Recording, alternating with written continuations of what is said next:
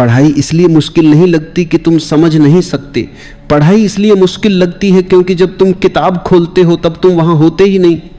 आंखें पन्नों पर होती हैं पर चेतना कहीं और भटक रही होती है, और जहां चेतना अनुपस्थित हो वहां शब्द भीतर नहीं उतरते, वे केवल सतह से टकराकर लौट जाते हैं। जैसे पत्थर शांत झील में नहीं, उफनते पानी में फेंका जाए तो कोई वृत्त नहीं बनता, कोई छाप नहीं पड़ती। जिस दिन तुम यह देख लोगे कि पढ़ाई की असफलता बुद्धि की कमी नहीं बल्कि उपस्थिति की कमी है, उसी दिन पढ़ाई एक बोझ से साधना में बदलने लगेगी। तुम सालों पढ़ते रहे, किताबें बदलती रहीं, विषय बदलते रहे, पर एक चीज नहीं बदली, पढ़ते समय मन का बिखराव। पढ़ते हुए शरीर कुर्सी पर बैठा रहा पर भीतर विचारों की भीड़ लगी रही। कभी भविष्य की चिंता, कभी तुलना, कभी डर, कभी जल्दबाजी। ऐसे में जो पढ़ा जाता है वह भीतर जाता ही नहीं, क्योंकि भीतर पहले से ही शोर भरा है। शोर में कोई भी सत्य टिक नहीं सकता। समझो, स्मृति कोई अलग शक्ति नहीं है जिसे बढ़ाया जाए। स्मृति चेतना की गहराई का परिणाम है। जितनी गहराई से तुम किसी क्षण में उपस्थित होते हो, उतनी ही गहराई से वह क्षण तुम्हारे भीतर अंकित हो जाता है। बचपन की छोटी छोटी घटनाएं आज भी क्यों याद हैं? क्योंकि तब मन इतना बोझिल नहीं था, चेतना स्वाभाविक रूप से खुली थी। वही सरलता यदि पढ़ते समय लौट आए तो किताबें रटनी नहीं पड़ेंगी, वे भीतर उतरेंगी। तुम जब पढ़ते हो तो एक सूक्ष्म हिंसा करते हो। तुम परिणाम के लिए पढ़ते हो, परीक्षा, नंबर, नौकरी, सफलता, ये सब भविष्य के प्रेत हैं जो वर्तमान को खा जाते हैं। पढ़ाई वर्तमान की क्रिया है, उसे भविष्य से जोड़ते ही उसका प्राण निकल जाता है। जब तुम ये सोचते हुए पढ़ते हो कि याद रखना है, उसी क्षण तुम याद रखने की क्षमता खो देते हो। स्मृति प्रयास से ये नहीं आती, वह सहजता से आती है। देखो, जब तुम किसी सुंदर दृश्य को देखते हो तो क्या तुम यह सोचते हो कि इसे याद रखना है? नहीं, फिर भी वह दृश्य भीतर गहराई से बैठ जाता है, क्योंकि उस क्षण तुम पूरे के पूरे वहां होते हो। वही कला पढ़ाई की भी है। किताब को बोझ मत बनाओ, उसे देखने दो, उसे भीतर उतरने दो। शब्दों के साथ लड़ो मत, उन्हें सुना करो। पढ़ना एक सुनना है। जब तुम सच में सुनते हो तो शब्द सीधे हृदय में उतरते हैं, वे दिमाग की सतह पर नहीं अटकते। पर सुनने के लिए मौन चाहिए, और मौन बाहर से नहीं भीतर से आता है।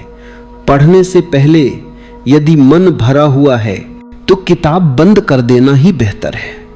पहले मन को थोड़ी शांति दो। कुछ क्षण आंखें बंद करके बैठो, सांस को महसूस करो, भीतर के शोर को देखो। शोर को हटाने की कोशिश मत करो, बस देखो। देखते देखते वह ढीला पड़ने लगता है। याद रखो, जो देखा गया है वह धीरे धीरे छूट जाता है। जैसे अंधेरे में दिया जलते ही अंधेरा भागता है, वैसे ही साक्षी भाव में विचार ढीले पड़ जाते हैं। उसी ढील में पढ़ाई शुरू करो, तब तुम पाओगे कि शब्द अलग तरह से प्रवेश कर रहे हैं, बिना संघर्ष, बिना जोर लगाए। तुम अब तक पढ़ाई को एक दौड़ की तरह करते रहे हो। जितना जल्दी हो सके उतना ज्यादा कवर करना है। यह जल्दी ही सबसे बड़ा शत्रु है, जल्दी समझ को मार देती है। धीरे पढ़ना आलस्य नहीं है, धीरे पढ़ना गहराई। एक वाक्य को पूरा महसूस करके पढ़ो, शब्दों के बीच ठहरो, उनके अर्थ को नहीं, उनके स्वाद को पकड़ो। ज्ञान केवल जानकारी नहीं है, जानकारी बाहर से आती है, ज्ञान भीतर उतरता है। जानकारी दिमाग में रहती है, ज्ञान चेतना में। जो केवल दिमाग में रहता है वह फिसल जाता है, जो चेतना में उतरता है वह जीवन का हिस्सा बन जाता है। इसलिए सवाल यह नहीं है कि तुम कितना याद रखते हो, सवाल यह है कि तुम कितना जीते हो। तुम्हें यह सिखाया गया कि पढ़ाई कठिन है, कि दिमाग कमजोर है, कि याददाश्त कमजोर है। ये सब झूठ है। दिमाग में कोई कमी नहीं, बस उस पर बहुत सारा कचरा जमा है, और उस कचरे को हटाने का तरीका और कचरा जोड़ना नहीं है, बल्कि देखना है, जागना है। जब तुम पढ़ते समय पूरी तरह उपस्थित होते हो तो पढ़ाई थकाती नहीं, वह ऊर्जा देती है। थकान इस बात का संकेत है कि तुम भीतर विभाजित हो। एक हिस्सा पढ़ रहा है, दूसरा कहीं और भटक रहा है। यह विभाजन ही थकान पैदा करता है। एक हो जाओ पढ़ते समय बस पढ़ो। शब्दों को समझने से पहले उन्हें महसूस करना सीखो। किसी बात पर तुरंत सहमत या असहमत मत हो जाओ। प्रतिक्रिया मत दो, केवल सुनो। प्रतिक्रिया मन की आदत है, सुनना चेतना की।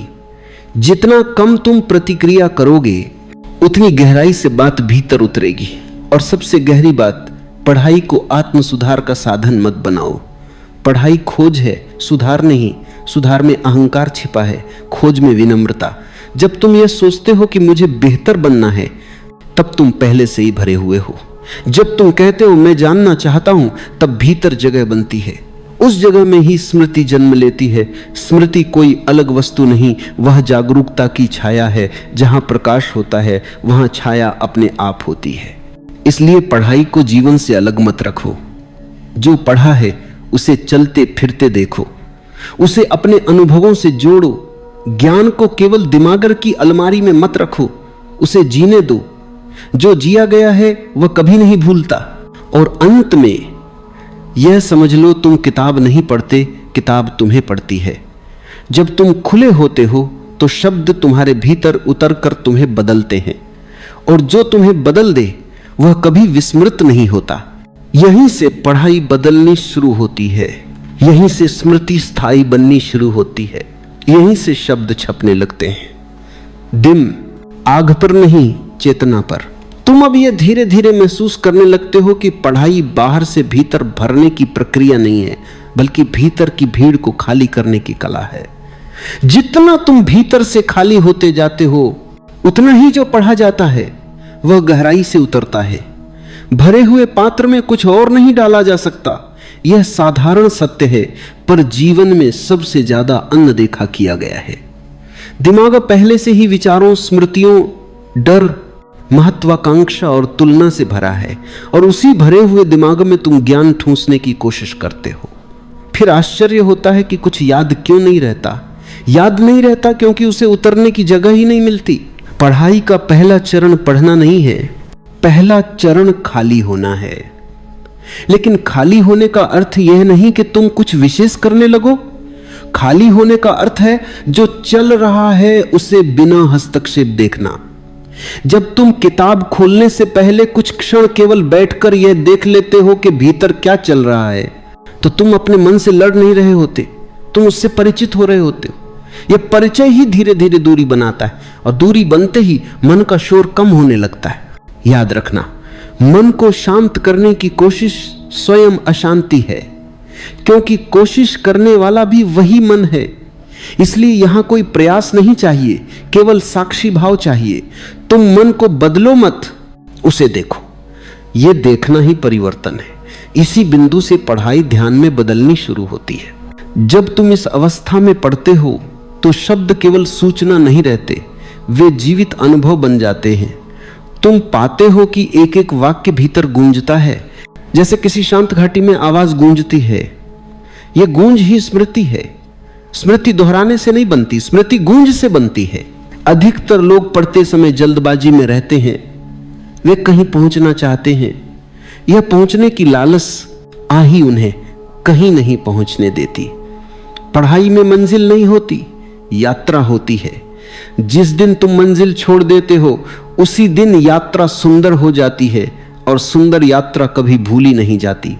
देखो, जब तुम किसी प्रिय संगीत को सुनते हो तो क्या तुम जल्दी जल्दी उसे खत्म करना चाहते हो? नहीं, तुम तो चाहते हो कि वह ठहरा रहे, फैलता रहे। पढ़ाई भी वही है, यदि उसमें रस आ जाए। पर रस तभी आता है जब तुम तुलना छोड़ देते हो, जब तुम ये देखना बंद कर देते हो कि दूसरे कितनी जल्दी पढ़ रहे हैं, कितनी किताबें खत्म कर रहे हैं, कितने नंबर ला रहे हैं। तुलना तुम्हें सतह पर रखती है। तुलना में गहराई नहीं होती। गहराई तब आती है जब तुम स्वयं के साथ होते हो।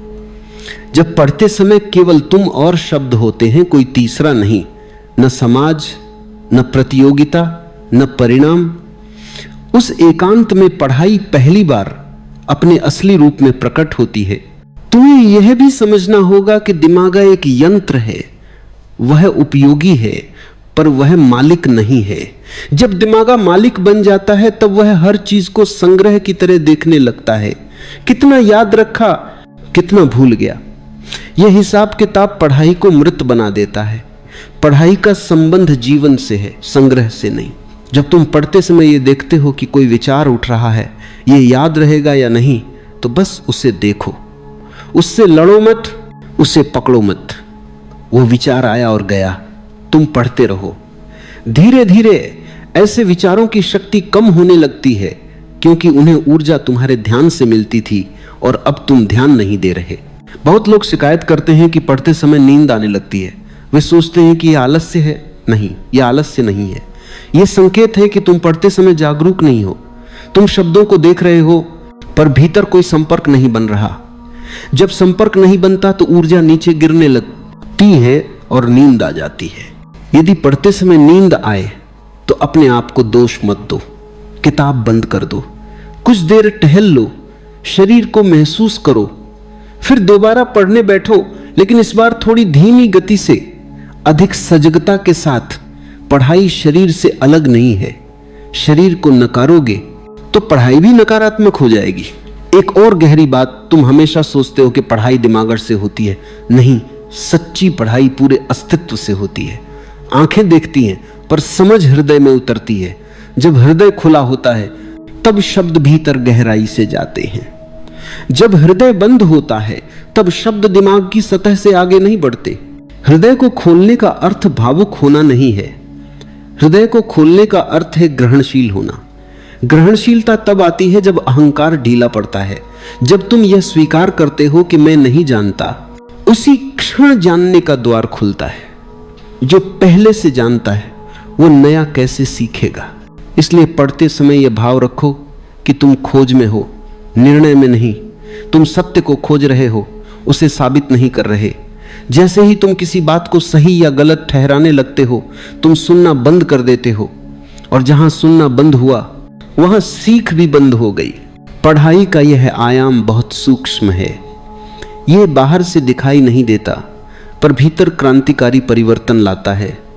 धीरे धीरे तुम पाओगे कि तुम्हें दोहराने की जरूरत कम पड़ रही है। जो एक बार पढ़ा वह अपने आप याद आ जाता है, क्योंकि वो याद नहीं रखा गया था, वो जिया गया था। तुम्हें यह भी समझना होगा कि भूलना कोई दुश्मन नहीं है। भूलना भी एक प्रक्रिया है। जो बात जीवन के लिए आवश्यक है वह टिकेगी। जो केवल डर या दबाव में पढ़ी गई है वह गिरेगी। इससे घबराओ मत। पढ़ाई को संग्रहालय मत बनाओ। पढ़ाई नदी है, जो बहता है वही जीवित है। जब तुम इस सहजता को समझ लेते हो तो पढ़ाई में तनाव समाप्त होने लगता है, और जहां तनाव समाप्त होता है वहीं स्मृति खिलती है। तनाव स्मृति का सबसे बड़ा शत्रु है। तनाव में दिमाग सिकुड़ जाता है। सिकुड़े हुए दिमाग में कुछ भी गहराई से नहीं उतर सकता। इसलिए पढ़ते समय स्वयं को बार बार याद दिलाने की जरूरत नहीं कि ध्यान रखना है। ध्यान रखने की जरूरत नहीं, ध्यान होने दो। ध्यान कोई क्रिया नहीं है, ध्यान एक अवस्था है, और यह अवस्था धीरे धीरे आती है जब तुम पढ़ाई को साध्य नहीं, साधना मान लेते हो। जब तुम पढ़ाई में सफल होने की जगह पढ़ाई में उपस्थित होने लगते हो, तब पढ़ा हुआ छपने लगता है, दिमाग पर नहीं, अस्तित्व पर। और जो अस्तित्व पर छप गया उसे समय भी मिटा नहीं सकता। यहीं से पढ़ाई केवल परीक्षा की तैयारी नहीं रहती, यहीं से पढ़ाई जीवन की तैयारी बन जाती है। तुम अब इस बिंदु पर धीरे धीरे पहुंचने लगते हो जहां पढ़ाई और जीवन के बीच की दूरी मिटने लगती है। अब पढ़ना केवल किताब के साथ बैठना नहीं रह जाता, बल्कि एक आंतरिक अवस्था बन जाता है।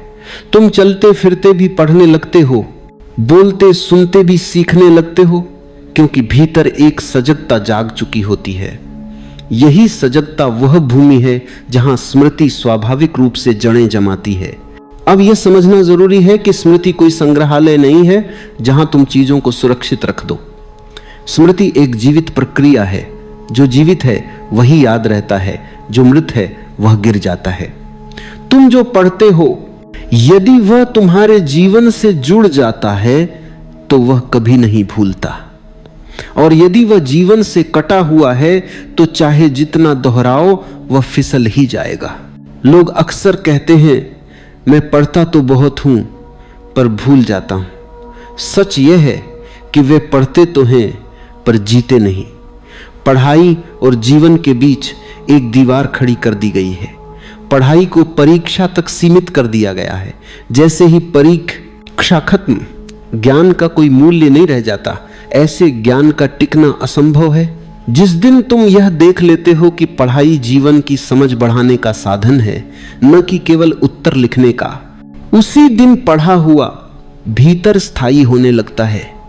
क्योंकि तब पढ़ते समय तुम्हारा पूरा अस्तित्व शामिल होता है। तब तुम केवल आंखों से नहीं पढ़ते, तुम अपने अनुभवों से पढ़ते हो। मान लो तुम कोई विचार पढ़ते हो, यदि तुम उसे केवल शब्दों के रूप में लेते हो तो वह हल्का रहेगा। लेकिन यदि तुम यह देखने लगो कि यह विचार तुम्हारे जीवन में कहां घटित हो रहा है, तो वही विचार गहरा हो जाता है। गहराई ही स्मृति है। बहुत लोग ये गलती करते हैं कि पढ़ते समय वे खुद को साबित करने लगते हैं। मैं ये जानता हूं, ये तो मुझे पहले से आता है। ये जानने का अहंकार सीखने के द्वार बंद कर देता है। जो पहले से भरा हुआ है उसमें नया कैसे उतरेगा। इसलिए पढ़ते समय यह भाव रखना कि तुम खाली हो, अनजान हो, खोज में हो, यही सबसे बड़ी योग्यता है। याद रखना, अज्ञान कोई समस्या नहीं है। अज्ञान को न मानना समस्या है। जो यह स्वीकार कर लेता है कि मैं नहीं जानता, वही वास्तव में जानने की दिशा में बढ़ता है और वही पढ़ाई को गहराई देता है। एक और सूक्ष्म बात, तुम जिस भाव में पढ़ते हो वही भाव स्मृति बन जाता है। यदि डर में पढ़ते हो तो डर ही याद रहेगा, ज्ञान नहीं। यदि दबाव में पढ़ते हो तो थकान याद रहेगी, बात नहीं। यदि सहजता में पढ़ते हो तो वही सहजता ज्ञान के साथ जुड़ जाएगी। और सहजता में पढ़ा गया कभी नहीं भूलता। इसलिए पढ़ते समय अपने भाव को देखो, केवल विषय को नहीं, अपनी अवस्था को देखो। यदि भीतर कसाव है तो कुछ देर रुक जाना ही बेहतर है। जब तक भीतर थोड़ी ढील न आ जाए पढ़ना मत, क्योंकि कसाव में जो जाता है वह टिकता नहीं। अब यह भी समझना आवश्यक है कि दोहराना अपने आप में गलत नहीं है, पर दोहराना तब अर्थपूर्ण है जब वह आनंद से हो, मजबूरी से नहीं। जब तुम किसी बात को आनंद से दोहराते हो तो वह खेल बन जाती है। जब मजबूरी से दोहराते हो तो वो बोझ बन जाती है। बोझ स्मृति को कुचल देता है, खेल स्मृति को जीवित रखता है। तुमने देखा होगा, जो चीजें तुम्हें पसंद हैं उनके बारे में तुम्हें बार बार पढ़ना नहीं पड़ता, वे अपने आप याद रहती हैं। क्यों? क्योंकि वहां रस है। रस जहां है वहां स्मृति है। इसलिए सवाल यह नहीं कि तुम कितनी देर पढ़ते हो, सवाल यह है कि तुम कितने रस के साथ पढ़ते हो। रस पैदा करने का एक ही तरीका है, जल्दी छोड़ देना। जल्दी रस की दुश्मन है। जल्दी में तुम केवल सतह को छूते हो, धीरे में तुम गहराई में उतरते हो। एक वाक्य को पूरा जी लेना 100 पन्ने जल्दी जल्दी पलटने से कहीं ज्यादा मूल्यवान है। धीरे धीरे तुम यह भी देखोगे कि तुम्हें नोट्स बनाने की, मार्क करने की, बार बार अंडरलाइन करने की जरूरत कम पड़ रही है, क्योंकि अब भीतर की चेतना स्वयं चयन करने लगी है। जो आवश्यक है वह अपने आप उभर आता है, जो अनावश्यक है वह अपने आप गिर जाता है। यह चयन बुद्धि से नहीं, सजगता से होता है। अब पढ़ाई में एक नया आयाम जुड़ता है, मौन। शब्दों के बीच का मौन, दो वाक्यों के बीच का ठहराव।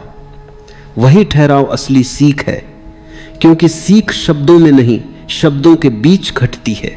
यदि तुम लगातार पढ़ते ही चले जाओ बिना रुके तो दिमाग भरता जाएगा, पर चेतना नहीं। कभी कभी किताब को बंद कर देना भी पढ़ाई का हिस्सा है। कुछ क्षण चुपचाप बैठ जाना, जो पढ़ा है उसे भीतर गूंजने देना, यही गूंज स्मृति बनती है।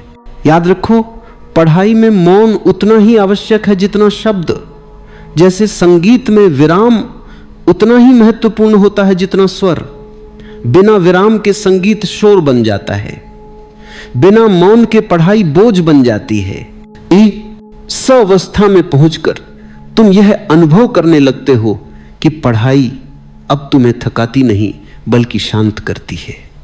पहले पढ़ाई के बाद सिर भारी लगता था, अब भीतर एक स्पष्टता महसूस होती है। यह स्पष्टता इस बात का संकेत है कि पढ़ा हुआ केवल दिमाग में नहीं गया, अस्तित्व में उतरा है। और जो अस्तित्व में उतर गया उसे याद रखने की जरूरत नहीं होती, वह अपने आप उपस्थित रहता है। यहीं से पढ़ाई एक नई दिशा लेती है, यहीं से स्मृति प्रयास नहीं रहती, स्वभाव बन जाती है। अब तुम उस अंतिम बिंदु के निकट पहुंचते हो जहां पढ़ाई, स्मृति और चेतना तीनों एक ही धारा बन जाती हैं। यहां कोई प्रयास नहीं बचता, कोई तकनीक नहीं बचती, कोई तरीका नहीं बचता। यहां केवल एक सरल सत्य शेष रह जाता है। तुम जैसे हो उसी अवस्था में पढ़ते हो और वही अवस्था पढ़े हुए को आकार देती है। यदि तुम खंडित हो तो स्मृति खंडित होगी, यदि तुम शांत हो तो स्मृति शांत और गहरी होगी। यहां यह समझना आवश्यक है कि पढ़ाई जीवन से अलग कोई क्रिया नहीं है। जिस प्रकार तुम खाते हो, चलते हो, सांस लेते हो, उसी प्रकार पढ़ते हो। यदि तुम भोजन करते समय बेचैन हो तो भोजन भी शरीर को पूरा पोषण नहीं देता। यदि तुम सांस लेते समय तनाव में हो तो सांस भी उथली हो जाती है। ठीक वैसे ही यदि तुम पढ़ते समय भीतर टूटे हुए हो तो ज्ञान भी अधूरा ही उतरता है। इसलिए अंतिम शिक्षा कोई नई विधि नहीं देती, बल्कि एक स्मरण देती है। समग्र बनो। पढ़ते समय पूरा अस्तित्व उपस्थित हो, केवल आंखें नहीं, केवल दिमाग नहीं, पूरा होना। जब तुम पूरे होते हो तब जो भी घटता है वह छप जाता है। छपने के लिए जोर नहीं लगाना पड़ता, जैसे मोम पर मुहर अपने आप छप जाती है। अब तुम ये भी देखने लगते हो कि जितना अधिक तुम याद रखने की चिंता छोड़ते हो उतना ही स्मरण सहज होता जाता है। चिंता स्मृति को कस देती है। कसाव में कोई भी चीज गहराई से नहीं उतरती, ढील में ही उतरती है। ढील का अर्थ लापरवाही नहीं है, ढील का अर्थ है भरोसा। भरोसा की जो आवश्यक है वह टिकेगा। यह भरोसा बहुत क्रांतिकारी है, क्योंकि अब तक तुम्हें डर सिखाया गया था। डर की यदि तुमने ध्यान नहीं दिया तो भूल जाओगे, डर की यदि तुमने दोहराया नहीं तो असफल हो जाओगे। यह डर पढ़ाई को हिंसा बना देता है, और जहां हिंसा है वहां संवेदनशीलता नहीं बचती। स्मृति संवेदनशीलता चाहती है, कठोरता नहीं। अब तुम यह भी समझते हो कि हर चीज को याद रखना आवश्यक नहीं है। यह समझ आते ही दिमाग हल्का होने लगता है। हल्कापन ही गहराई का द्वार है। भारी दिमाग ऊपर ऊपर तैरता है, हल्का दिमाग भीतर उतरता है। जब यह हल्कापन आता है तो पढ़ाई का स्वाद बदल जाता है। अब पढ़ाई जिम्मेदारी नहीं रहती, खोज बन जाती है। खोज में थकान नहीं होती, उत्सुकता होती है।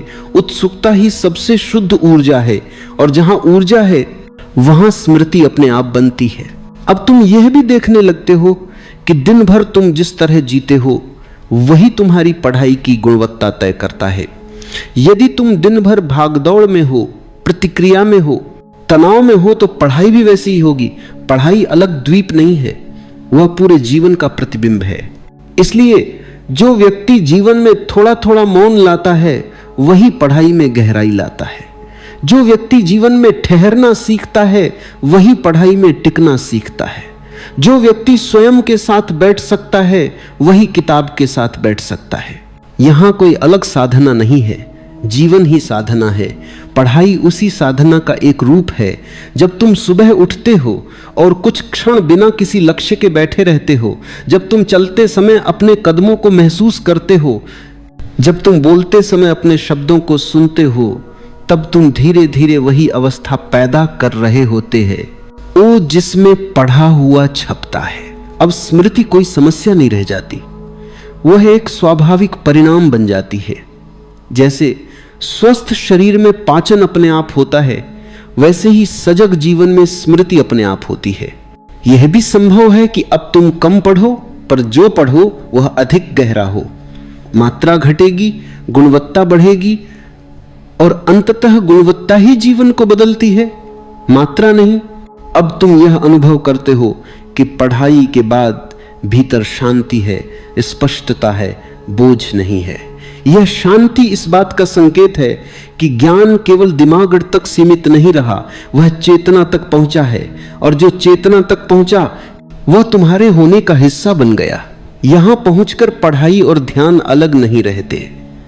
पढ़ाई ध्यान में बदल जाती है और ध्यान स्मृति का सर्वोच्च रूप है। ध्यान में जो भी घटता है वह मिटता नहीं। इसलिए अंतिम बात यह नहीं है कि कैसे पढ़ो, बल्कि यह है कि कैसे जियो। जैसे तुम जीते हो वैसे ही तुम पढ़ते हो, और जैसे तुम पढ़ते हो वैसे ही तुम्हारी स्मृति बनती है। यदि जीवन में थोड़ी शांति है तो पढ़ाई में गहराई होगी। यदि जीवन में थोड़ी सजगता है तो पढ़ा हुआ छप जाएगा। यदि जीवन में थोड़ा मौन है तो स्मृति स्थायी हो जाएगी, और तब तुम्हें याद रखने की चिंता नहीं करनी पड़ेगी, क्योंकि जो सच में उतरा है वह कभी जाता नहीं। यही पढ़ाई पूर्ण होती है, यही स्मृति विश्राम पाती है।